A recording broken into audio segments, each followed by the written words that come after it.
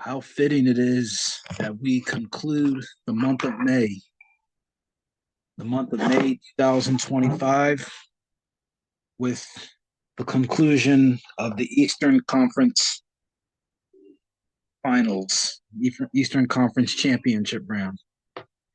We close it out with the Indiana Pacers, the 4 seed, taking out the 3 seeded New York Knicks in 6 games. Pacers win the closeout game 125 to 108, and they will take on the Oklahoma City Thunder in the NBA Finals, which will start next Thursday, June 5th. And I'll have my own segment um, dedicated to breaking that series down as best as I possibly can in depth. But I'm just going to take a minute to take a little bit um, to to give my respect to the Pacers and to really just really look over the entire series, and just to just talk about certain points in the playoffs this year, from uh, from the beginning to the end. I'm not going to spend a whole lot of time, but I just want to really really discuss it real quick. Um, I mean, what can you say? I actually said that the Pacers would win in 6 games, and I said that Oklahoma City would win in 6 games. That series ended in five. This one ended in six. But um, yeah, I just really have to show love to the Pacers, specifically Tyrese Halliburton. Um, he was called one of the most overrated players in the NBA. Um, right around the start of the playoffs, and that was his Jordan, and I took that personally moment. He took that personally, and he he really put the Pacers on his back, and um led them to the doorstep of a championship. And the way he did it is really um is really impressive. Um, they had the home court for the first round against Milwaukee. Um, excuse me. Yeah, they had home court. He won the first 2 games at home against the lower seed, which was predictable. I don't think anybody really took Milwaukee seriously as a threat in this first round.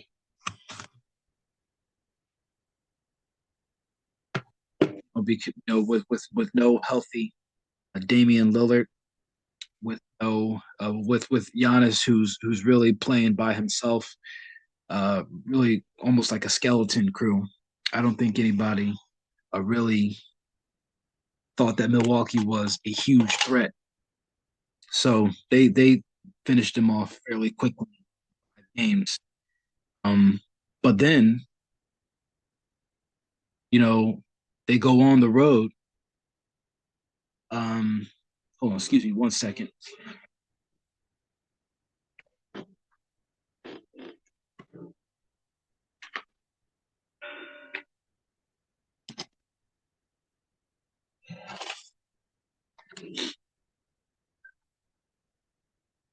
All right, had to try and do something there real quick. All right, we're back. Um, I was saying that they finished Milwaukee off, and then they go into Cleveland, and they take the first 2 games on the road. They win the closeout game at home after splitting. I'm sorry, on the road they win the closeout game after splitting at home, taking out the number 1 seed. Although I thought that Cleveland was kind of fraudulent, um, in the from never really took them seriously as a threat. So they finish off the top seeded Cavs in 5 games, gentlemanly sweeping them, and then they go and they take they take out another higher seed in the New York Knicks. They win the first two games on the road there in New York City, in Madison Square Garden, in the basketball mecca, and you know take all the air out of Knicks fans everywhere, and you bring that to tonight's game, um, coming off of a game 5, and all the pressure was now on Indiana to close it out at home, and it was back and forth a little bit. They started out slow. It was kind of blow for blow kind of a game, but then Tyrese Halliburton, man, he woke up in a large way that second half, and he really showed why he really came of age in these playoffs, man. He was absolutely fantastic. Um, 21 points, 14 assists. Um, he was pardon, sorry, 13 assists, 21, 6, 13. That was his final line. Um, Pascal Siakam led the team in scoring with 31. So Pascal Siakam was just as instrumental in the Pacers this series. But now there's been some talk about is Tyrese Halliburton a superstar? Can he carry a team? He's put all those questions to bed. He has dominated, and I'll say this too: the Pacers have not been in a 7-game series yet. They haven't swept anybody, but no one's taken them to 7 yet, and I'll talk about that on another segment just before the NBA Finals start. But the Pacers now, OKC, they have swept somebody. They've won in 5, and they've been taking the 7 themselves. The Pacers, all so far, all of their series has gone either 5 or this one, it went 6. So, um, take that for what it's worth. But Tyrese Halliburton, he's arrived. He's arrived. He has staked his claim as a superstar in the NBA. It's so nice to see the young guys arriving. You know, here now coming up in the NBA Finals, we have a clash of two superstars who are you know up and coming faces of the league. You know, I think what we're seeing now is kind of like a passing of the torch. Superstars of yesterday, like LeBron James, Curry, Kevin Durant, Kawhi Leonard, those guys are getting on in years. They're aging. I mean, obviously they can still play and they can still play at a high level, but they're being usurped by by the new faces of the NBA.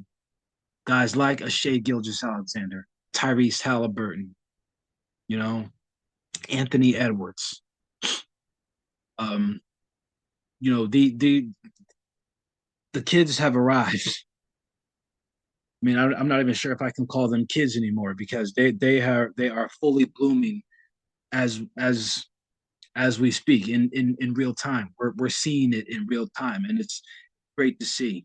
So I tip my hat to Tyrese Halliburton because he he has really um he has really put the Pacers back on the map. Conference Finals appearance last year, Conference Finals win, series win this year, and you know Reggie Miller will always have a place. As I don't know what it's like in Indiana. I can't say for sure, but I'm sure that Reggie Miller doesn't have to buy a drink in town as long as long as he's alive in the city of Indianapolis. But if Tyrese Halliburton, if he can win a championship for the city, if he can win, if he can help the Pacers their first ever NBA championship, I don't know, man. He might just take Reggie Miller, he, take Reggie Miller's spot as the city's most beloved son. He'll be up there with, obviously Reggie Miller, but he'll be up there with Bob Knight, Peyton Manning, you know, all the other Indianapolis greats who have come through the city. Tyrese Halliburton will be up there. He's only 25, right? Yeah, he's 25. So he's just getting started as as one of the top players in the NBA. Remember, Reggie Miller, when the Pacers went to the finals in 2000, Reggie Miller was kind of on the downside of his career. He had a lot of great years in the NBA, but that was his first NBA finals. I think he was like 33 or 34 or something like that. And he was just, he had been around, but that was his first taste of the NBA finals. Tyrese Halliburton and the Pacers squad right now, as we know them, they are still fairly young, and they don't look like they're going anywhere anytime soon. They're going to be a problem. They're going to be a headache for teams to have to deal with in the East. And so, um, people are going to have to they're going to have to answer to them. Then when I look over at Oklahoma City, and I know I said I wasn't going to talk too much about this NBA Finals. I was going to save that for another segment, and I'm going to try to do that. But I just have to, give respect to the two teams that are playing in it before I try and break it down casually from a casual standpoint. Um, as far as the X's and O's goes and player matchups and things like that. I promise I won't do that on this segment. But for right now, um, when I look at OKC, they're the same exact way. Shea Gilgeous-Alexander, he's only a few years older than Tyrese Halliburton, and the core around him, they're all still young too. Shea Gilgeous-Alexander is young. He's 26 years old. And then you look at the other guys around him, you know, guys like Chet Holmgren, Jalen Williams, um, you know, Isaiah Hartenstein. I don't know how old he is. I think he might be like 27 or 28. I think their oldest guy is Alex Caruso. And Alex Caruso, he's 30. I mean, he looks like he's 45, but he's only 30. But he gives them that veteran presence. And the two coaches, Rick Carlisle, in my opinion, made all the difference. Has made all the difference for the Pacers thus far. Rick Carlisle, he knows he's been around some of the great players in the league. He played with a great one in Larry Bird with the Celtics in the 80s. Coached a great one in Dirk Nowitzki. And who knows, he might be coaching another great one in Tyrese Halliburton. I mean, Rick Carlisle, he's been he's been around the NBA for a long time, and he knows um, the blueprint for getting a team to play at a championship level. And then on OKC's side, um, Mark Dignault, um, they've been cooking for a while now. OKC has. They've had something in the oven for quite some time, and they've been building on it um up until uh, into the product that we see now. Um, they were the number one seed last year, So that should tell you something. And then they were the number one seed again this year. So that tells you that OKC is no fluke. They are, and Mark Dignall, he's not he doesn't have the coaching pedigree that Rick Carlisle does, but he's been a part of this for a long time. He's been integral in helping OKC get to this. And you see him. OKC? They've experienced a little bit of everything. They dominated Memphis in the first round, which was a surprise to no one. I mean, Memphis, you know, they really had no business being in the playoffs. OKC handled their business and getting them up out of there promptly. They got pushed by a veteran team in Denver. Um, you know, a championship contender themselves, and then you know they were the superior team against Minnesota, and they made that abundantly clear in Game 5, and by 30 something points. What was the score in that game? I mean, it was over by the end of the first quarter. Okay, 30 points exactly. They destroyed Minnesota 124-94 in that closeout Game 5. So what OKC lacks in comparison to Indiana as far as championship experience, they have in being tested at different levels of the playoffs this year. Really, the last 2 years, they lost to Dallas. They lost to a team that has playoff experience, deep playoff experience in Dallas last year, and they used that this year to get them over the hump. And they were tested, like I said, in against Denver in that semifinals, and they came out on the better end of that, and then they just crushed the competition in Minnesota. So what we're seeing now is really two teams that are coming of age, two teams that are really, really could be the future of the NBA.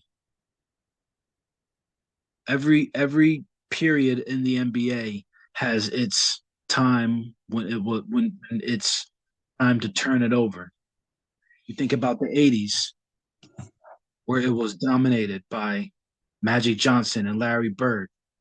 Every other year, it seemed like, I'm sure, the Celtics were playing the Lakers in the finals, and it was going five. Well, not five, but it was going either 6, 7 games. You had the Lakers and the Celtics jostling for a position. And then, you know, those two superstars, they gave way to Michael Jordan in the 1990s.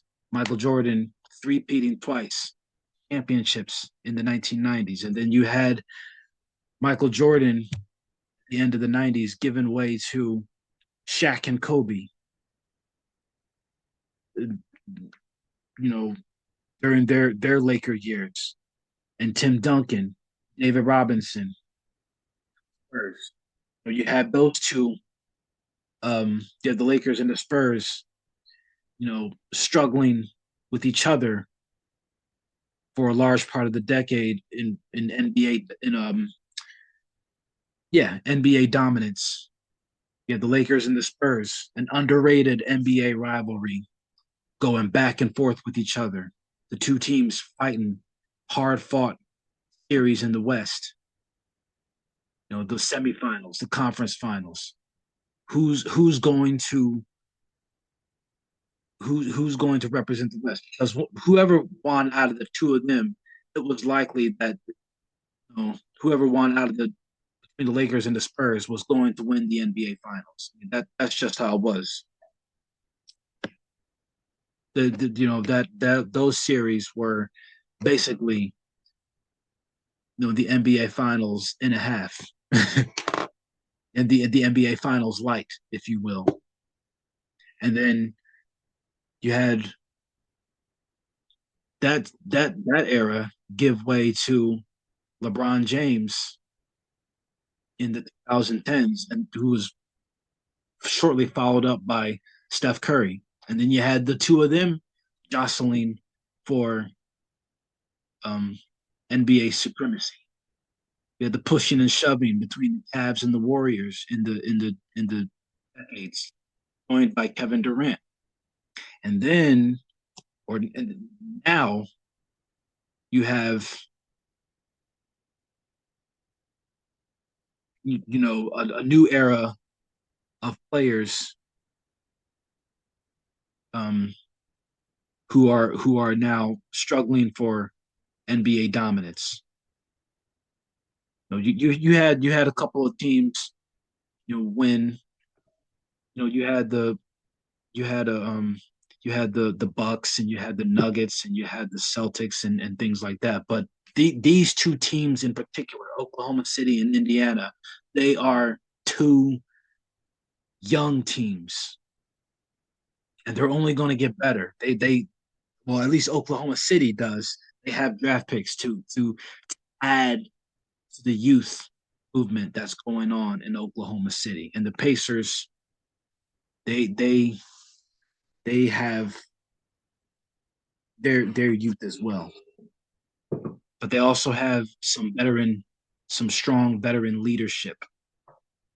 Think about the youth with them: Halliburton, Nesmith, Nemhard, and then you add on that veteran presence, guys like TJ McConnell, Pascal Siakam, who's won a championship,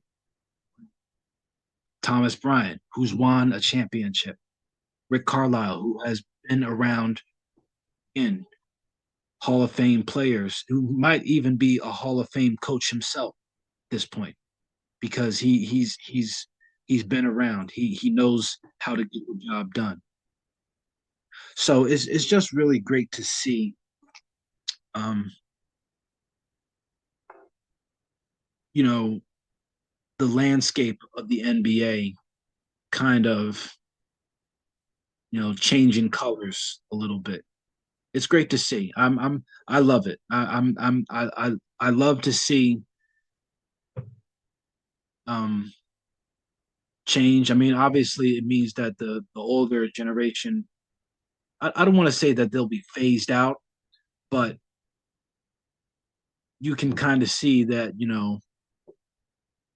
it's time to give way to the young bloods, who really aren't young bloods anymore. They're maturing into modern day NBA superstar that kids are going to be looking to emulate on the court. So, um, yeah, I give my hat, I tip my hat to these two teams. They were both phenomenal in the conference finals. Um, Now they clash for a chance at an NBA championship. And just one more thing before I get into it. Um, One of these teams, you have two teams here that are both going to be vying for their first ever NBA championship. That's what makes this final so intriguing. Two teams, neither of which have won a championship in their respective city. Oklahoma City, if you know if you want to include Seattle Supersonics as part of their history, fine. But since they moved to Oklahoma City, they have not won an NBA championship. There once, they lost. The Pacers were there once, they lost. So it's it's kind of uncharted territory for the NBA. Somebody's going to win their first championship. Somebody is going to have to wait at least another year before they get this opportunity again. Oh, it's awesome. It's awesome. I love it. It's so much intrigue, and I'll talk about that on another segment, maybe a day or two. before the finals start. But yeah, it's great, man. It's it's good stuff. I'm looking forward to the finals. I really am. And excuse me.